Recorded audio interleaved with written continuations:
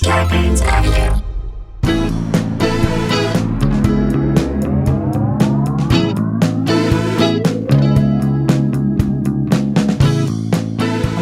Hey guys, welcome to another episode of Sklarbro Country, the virus edition, a.k.a. the Pandy Pods, a.k.a. two Jews, no harm in Killabrews, a.k.a. one Salmon Couchy, two fans of Fauci, a.k.a. George Center, even though we're not wearing jorts, a.k.a. applause for Steven's 80 push-ups must ensue, because for heaven's sake, it's 80 more than I can do. That's Mike Huddleston, a.k.a. Huddletron. I saw you this last weekend, Huddletron. I didn't see him. I saw him. He was wearing the hat, the Punch Waterfalls hat.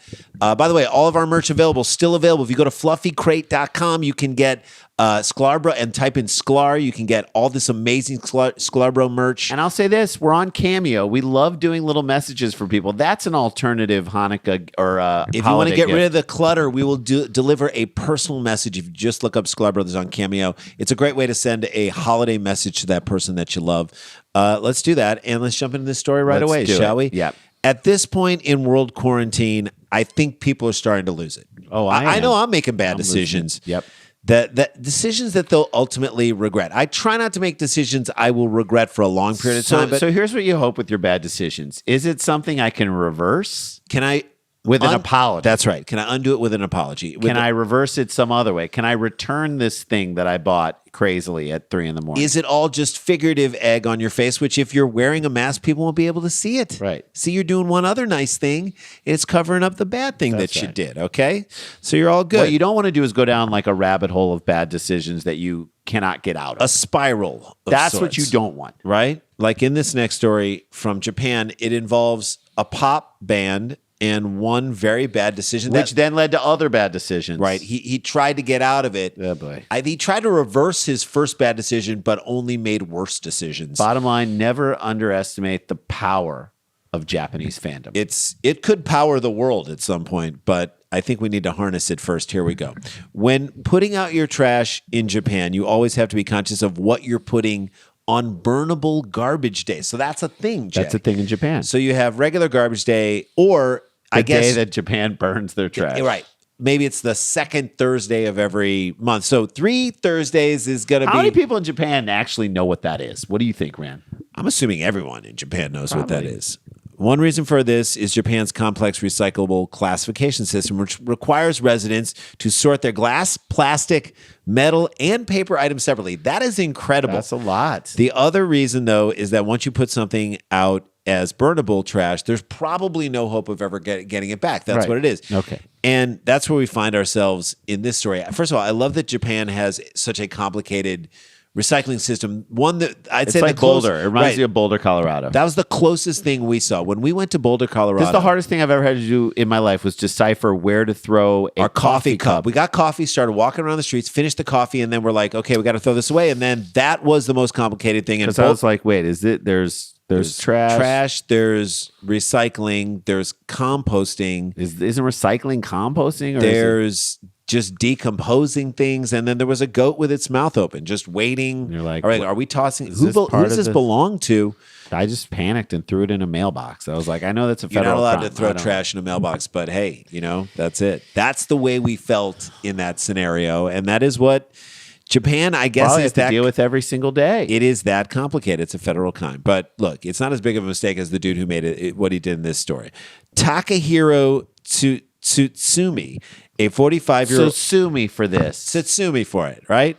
Is a 45-year-old idol otaku who lives in the town of Ashiya, Hyogo Prefecture. Sure. Aisha, you are the girl that I never had. Aisha. Mm-hmm. Just like a lot of Idol singer fans, Tsutsumi purchases merchandise from the artist that he admires. Okay, that's fine. I kind of like that. Cool. But back in early October, he threw out a T-shirt for one of his favorite groups. You know the way you take your T-shirts and throw them in the trash. Mm-hmm. Is the trash so close to the laundry that he just missed?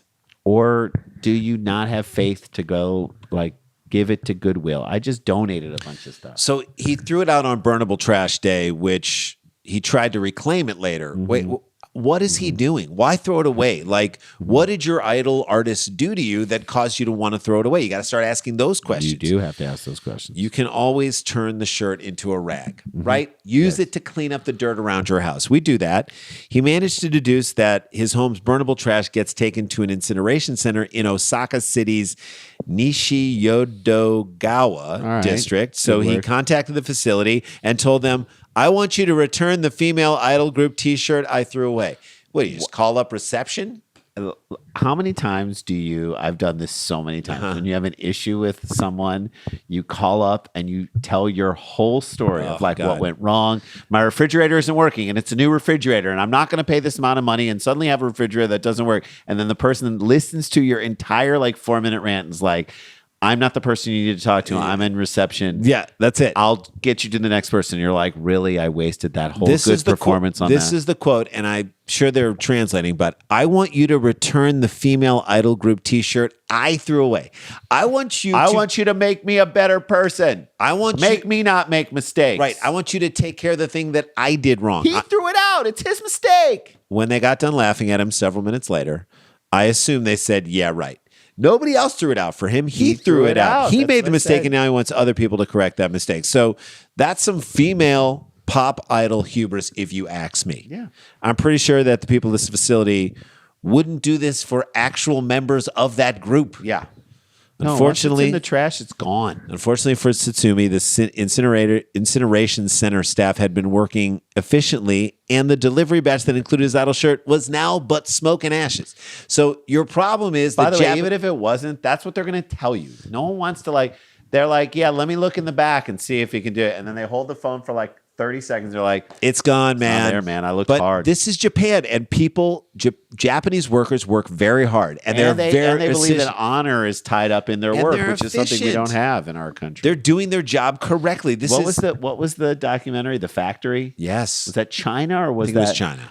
Either way, that's still just Far East. Okay. They're going to be efficient. You just know that that's going to happen. They burned the burnable trash. What are the odds they did that? Yeah. They did their job. That's what you do when the trash comes into you. You burn it. Are you on burnable trash day? That's what you do. Was he hoping that someone would be slacking on that day? Yeah. There are no Japanese company slacks. There just aren't. How does that help the greater good of society? There's a greater good in Japan. That's why I feel like you said people work harder in Japan because it contributes to a larger than themselves. So that's a concept that we don't really have here. It's like assuming everyone in America will wear a mask when they're told to do so. It's not going to happen. You're assuming too much. You're assuming way too much. In contrast, the speedy incineration, Tsutsumi's anger appears to have simmered over the next several weeks. Yeah. Tsutsumi's spending a lot of time at home. Yeah, quarantining without his pop idol shirt that he threw it to the incinerator. Finally, on December 1st, he took to social media, but not to ask the group to reissue the shirts or to see if a fellow fan had it. Like, go on Etsy. Go on. Isn't there there has to be Japanese eBay. I've gotten stuff from Japan and eBay. You can find it if you put it out there. And ask for a spare. Instead, he posted a message saying the Nishi-Yodogawa Incineration Center will explode in 2 hours. Well, that's not a good idea. He's had a lot of time to simmer. Okay, I'd say he's boiling over. That's never a good thing to post on. That's never a good thing to say out loud, nor is it even a good idea to post it on social media. Because you remember how fast they incinerated the Pop Idol T-shirt that you threw away. Well, they're going to come to your house even quicker after you post that shit. Yeah. That's a threat. That's a threat, brother. Maybe there would have been a time when this message would have been dismissed as the inconsequential blatherings of an angry internet troll, but in a post-Kyoto animation arson attack, just the world we live in right now, no one's going to take any chances with your bullshit. The incineration center got evacuated. Do you realize you stopped it? You evacuated a facility. I hope you're happy. Maybe that's what he wanted, I guess. Look, if you would have done that before your shirt was incinerated, maybe you'd have it back. But I'm not saying do that. That's a bad idea. Yeah. Now they're going to be behind in incinerating all the other precious items that dummies like you threw away. Do you understand? Yeah. Why didn't a person working at the incinerator site see your Pop Idol T-shirt in the trash and understand that it was a mistake and jump on it and know that it was? No one would want to throw this away. They sift through everything. They really look at every item and make a judgment call. Do a quick DNA test. Did they mean to throw this egg carton away? Let's talk about it first before we incinerate it. They see that T-shirt, they grab it, do a quick DNA test, and then they're like, do 23andMe, trace it back to you, and get it to you. find out your information, follow you on Twitter, get you to follow them back, DM you and say we've got your shirt. This is what they're expected to do. All on a person's lunch break, mind you. And contact you to make absolutely sure you want to do it. This is a total abdication of incineration job description responsibilities. If you ask Tsutsumi, Yeah, he thinks they should be doing that all the time. what was this delinquent worker doing, Tsutsumi, right? I guess you snooze on the job now. Is that what you do? The subsequent investigation led authorities to Tsutsumi, and though the lack of any explosives found at the facility suggests that the idol fan may be making an idle threat, idle, on Monday, he was arrested on charges of forced obstruction of business activities and making threats. You got to get the making threats. Don't Making just say he threats. stopped activities. Definitely for making threats. You can't incinerate or take back what you put out on social media. That is the lesson here. It's true. That is going to be preserved, Lives Tsutsumi, forever. unlike your idol t-shirt. Lives You're- forever. You're also 45 and making bomb threats to an incineration center over a pop idol t-shirt that you threw away. Look, think about everyone that. has been on the phone and has been mad at themselves and then got a rude guy talking to them and you hang up the phone and you yell F you or you yell, That's God, right. I wish I could strangle that person. That's right. Maybe you say that to yourself. You don't say it out loud. I'm going to go ahead and assume that he's single, all right? Maybe it's time to throw all that stuff away. Maybe that's getting in the way of you meeting someone, Maybe this is the best thing in the world you could have done. right? Get rid of the clutter. It's not clear what turn of events caused Tsutsumi to go from throwing the t-shirt in the trash on burnable garbage day to wanting it back so desperately that he threatened to blow up the building. If you've listened to that pop out of band, you'd know. Yeah. I'm kidding. I have no idea. Maybe he threw it away by accident. Maybe momentarily felt like one of the idols had broken his heart. This is what the article is positing. I mean, it's possible. I mean, or wanted to cut emotional ties. I love how this article is now trying to psychoanalyze this guy. who just threatened to blow up a building over the fact that he threw away trash Either that he way, shouldn't have. his stupidity serves as a reminder to all of us to not make threats of large-scale violence, but also think twice about if we're ready to part with items that have any sentimentality. Unburnable trash day. That's when they're gone for good. They're gone. It's gone. But really, don't make bomb threats. That's the real lesson here. And you can probably order another t-shirt online. It must be, that's like a $20 mistake if you threw that out. versus getting arrested and having like a mark on your like permanent record. This is the power of Japanese fandom. This is what we said. If you don't believe us, go back and listen to the album Cheap Trick Live at Budokan. They're not even listening to the music. They're just screaming the entire time. Cheap Trick comes on stage, they start screaming. Cheap Trick plays the songs, they're screaming. In between the songs when there's banter, screaming.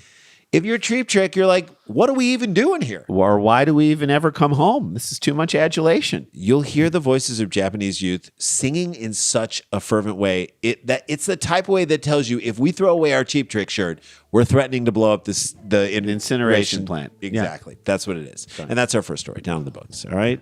When we come back, We'll break down Hanukkah for you. well, there are Hanukkah parties or Hanukkah gatherings that are happening and they're small. And then there are dumb ones. And we'll get into the dumb one right after this.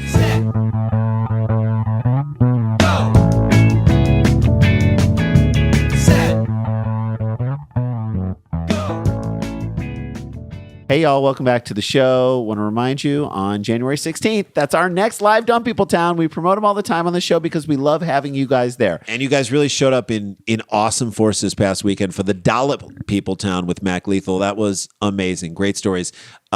We've got on January 16th, 6:30 p.m., Zach Galifianakis and John Paul White, the lead singer of the Civil Wars. And we've got a Greenlee. Got a Greenlee. And I think we're going to do things that people put in their butts. are into their bodies. Or in their bodies. We'll into their reveal all orifices the things in of 2020. which I'm going to guess there's more time on our hands, so there's more stuff things in the to get holes. up there. So that's going to be fun. It's going to be an epic episode. Do not want to miss it. Follow us on Stereo. I want to say that today at noon we're doing a live. Today at noon we're doing a live stereo for Sklarbro Country the Virus Edition. The first one ever. So do that. That's Conversation noon Pacific. between me and Jay. You just get the free stereo app, and then follow you can follow me us. or look for me or Randy. Follow us, and then you'll hear our conversation. It'll pop on when we come You on. can at leave us noon. voicemails. We'll answer questions in real time. It'll be an hour. It's like at voice least. memos. You just leave a voice memo. We listen to it. It's almost like a call-in show. It's so much We'll fun. see. Are we going to do a half hour? Maybe make it the same distance as this show. It might just be a half an hour, which is really fun, but it's going to be a blast. We'll get into it. And then we'll do it again on Friday, and we got Dumb People Town tomorrow. All right, let's get into this right now Okay, because let's talk about Hanukkah for a few minutes. Hanukkah, the Jewish festival of lights. it's winding down as we speak. We're at the end of the line, so to speak. well, and it's 8 days. It's a long time. It's the holiday for you, those who don't know, and I'm assuming a lot of people don't know, is about the rededication of the Holy Temple in Jerusalem. Well, it celebrates the story of the Maccabees, the Jewish warriors who had to fight against a much larger larger foe. And won. That is a very common theme in Jewish war stories. David and Goliath. Jews are always the David. They're never the Goliath. It never was these Jewish bullies beat down the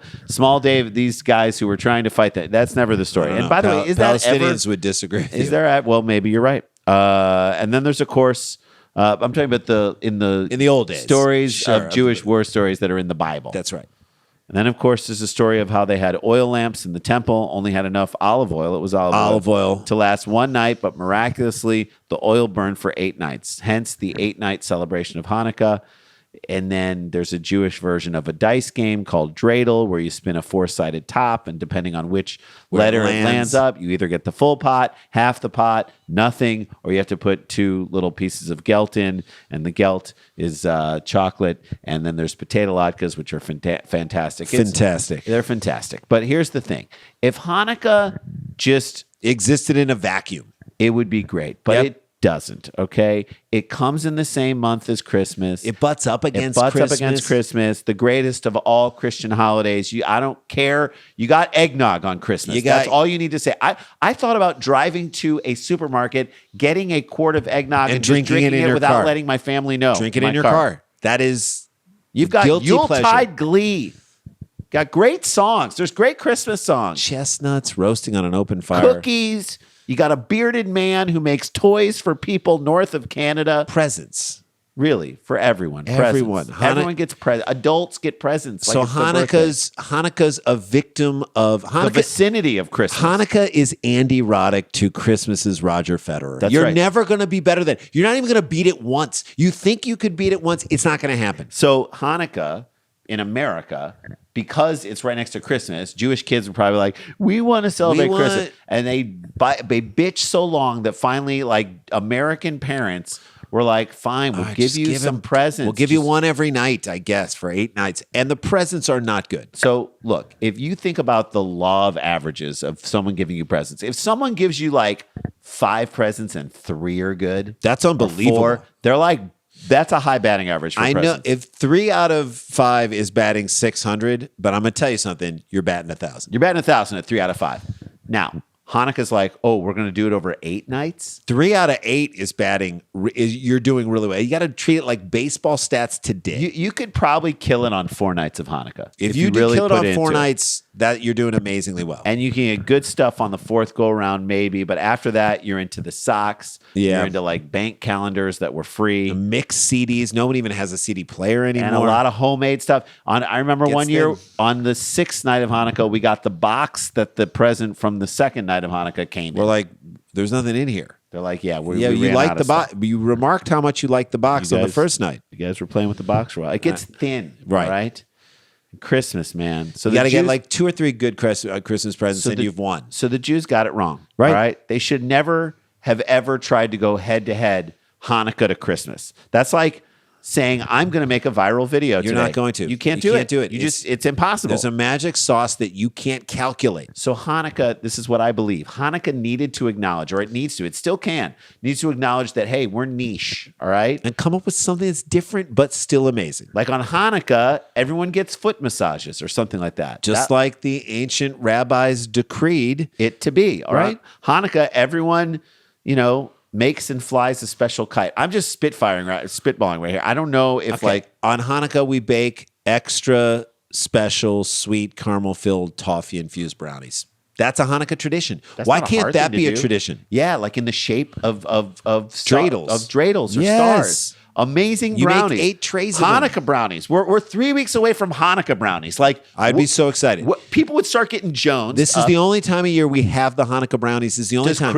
And the stores only have the Hanukkah brownies one time a year. It's got toffee in them. It's got caramel in them. It's a mix-up. Hey, the Hanukkah brownies are on the shelf again. People would be so psyched about that. People would go nuts for the Hanukkah. Can you have them on Christmas? No, I don't think so. It's a Hanukkah Only on thing. Hanukkah. It's a Hanukkah thing. Oh, Christmas is like, well, maybe we should get some chocolate brownies on stuff. Oh, so you're following us now? Okay. That's what you're trying to do? Okay. The student has become the teacher. On Hanukkah, according to a legend, your kids have to do whatever you ask them to do for 8 straight days, or else they won't be able to speak for a year. Okay, that is cool. I'm cool on board shit with that. Like that. That's what Hanukkah needs to do. Instead, Hanukkah went head to head. Again, they got Roddick. They don't have the horses. Hanukkah doesn't have the horses. You don't have to the compete with. reindeer to go off against It's Christmas. like going up against, like trying to go up tempo against Clemson. You can't do it. Or Alabama. It's like they have fine, better talent. You're going to lose like 50 to like 30. Fine, you'll get some points, but you're still going to You lose by a need lot. Christmas to have its worst day ever, and it's not going to happen. It's just too easy. Well, now we got another reason to be disappointed in Hanukkah. President Donald Trump. Remember that douchebag? I'm starting to forget him. Yeah, he's still our president. Ugh. He's still trying to destroy democracy every single day. Still trying to incite violence. He's still ignoring the dangers of the pandemic. He's still disappearing when it counts the most. And he's roping Jews into his plot to get everyone infected. Here we go. And sadly, you know what? Some Orthodox Jews who I'm not happy with were more than happy to oblige. Let's get into it. Idiots. President Donald Trump hosted a Hanukkah party last Wednesday evening. Let me guess. Indoors. Indoors at the White House, flouting coronavirus precautions. Way to go. His own administration has urged all Americans to follow. Well, that's a surprise. Yeah. That's a surprise. He's not reckless or irresponsible at all. No. And he's taking down Hanukkah with it. How dare you? Here's the crazy thing about the Jews, okay? The Jews are the only group of people in this country who are hated by both extreme ends of the political spectrum. All right. The far left hates the Jews for stuff like having indoor Hanukkah celebrations and for the way they feel Israel's treating people around in the region around them. And by the way, so does the far right. Far right walks hates with Jews. like torches saying Jews won't They're replace racist us. anti-Semites. So they hate him too. And the middle won't help either side. Right. They don't care. They don't want to commit to anything. So everyone hates the Jews. Yeah. That's a fact. We know that. That's just the rule. That's a given. And Trump uses this occasion to honor the history and the traditions of Hanukkah to highlight the resilience of the Jewish people throughout history. I'm kidding, of course. He did not do that. If he is doing that to highlight the resilience of the Jews, he is now going to kill all those Jews. He used the occasion to air his grievances against election officials who would not overturn his results and grant him a victory. That's great. And this is just in the tradition of Hanukkah. That's what they say on Hanukkah. Play some dreidel and then complain about how you were robbed in the Complain election. about how you were falsely quote. robbed. This is a quote from the video. Certain very important people, if they have wisdom and they have courage, we're going to win this election. Okay, that's not even a sentence. That's not even a phrase. Like That's not a cohesive thought. Like It's two thoughts like spliced together. Do you know that'd be like me ripping out 3 menorahs and just trying to glue them together and say, "Here's a menorah." That's Certain not what it is. very important people, if they have wisdom and courage, Or what? Are going to denounce you as a human being? They should. are going to call you a cancer into our society. Are going to lock you up after you leave? I hope so. Then right after that, right into we're going to win this election. You lost. Get you over it. lost. Get over it. You're the Washington Generals. You've lost so many times. to You're this team. the group of people that the Maccabees beat. Just stop.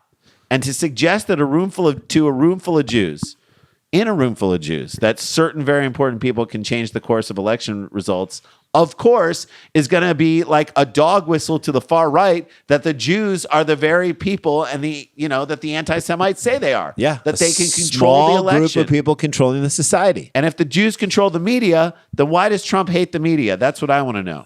Riddle me that, you racists. Footage of the party showed hundreds of guests who responded to his remarks with shouts and cheers of 4 more years. 4 more years. Our favorite 4 more years joke, which anytime All we hear the- credit to Sean Conroy. Sean It Conroy, is a so brilliant good. comedian, a great improviser, had a joke. He said, "You can chant 4 more years at a political rally. You can't, however, do that at a 4-year-old's birthday party." It gets dark at that point.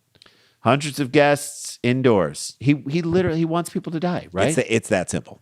And these idiots who are giving the rest of us Jews a bad name. Stop it. We don't want this name. What are you chanting for 4 more years of this nonsense?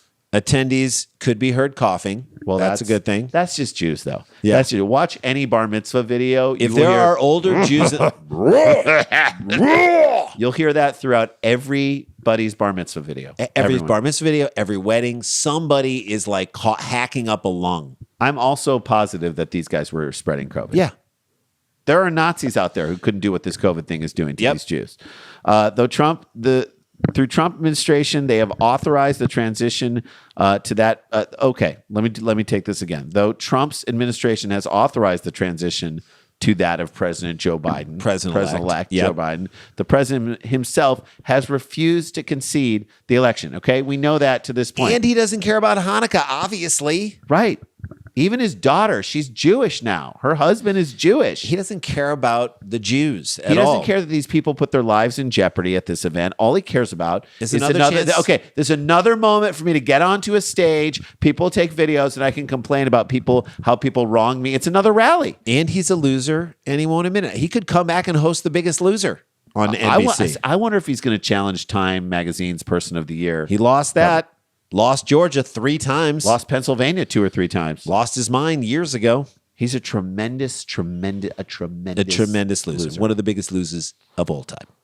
What's crazy is that the extreme right wing is now going to have to reconcile their desire to wipe the Jews off the planet. I know. With this video of their feckless leader celebrating these people. I mean, how are they going to make that work in their tiny minds? I don't see how that's possible. I don't see how they can do it. So you hate the Jews. These guys are in the house with this guy. He's not trying to kill them. No, he's trying to celebrate with them. Or he's trying to air his grievances to them. Yeah. He's trying to use them as a sounding board. Or use the event where they're in the White House giving each other COVID as another chance for him to get on a soapbox. Congratulations. Happy everyone. Hanukkah. Happy Hanukkah. Spread it around during services. Guys, stay connected, stay protected. Don't get infected. This is not a hoax. But we've got the jokes. Wear a damn mask. We're 2 Jews telling you to do it, and we'll see you tomorrow. La-ti-da, la-ti-da-ti-da-ti-da, la-ti-da.